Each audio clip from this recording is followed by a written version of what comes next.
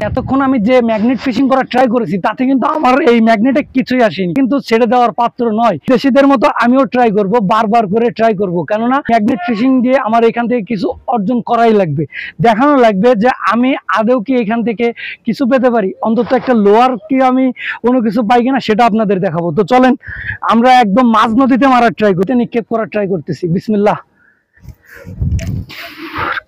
এইটা ছিল আমার দ্বিতীয়বারের মতো ট্রাই, কিন্তু দেখতে পাচ্ছেন একটু দড়ি জড়িয়ে যাওয়াতে আমার একটু অপেক্ষাই করতে হলো এবং আমি বারবার করে চেষ্টা করেছি। স্রোতের টানে দেখেন আমাদের ম্যাগনেট কিন্তু চলে যাচ্ছে।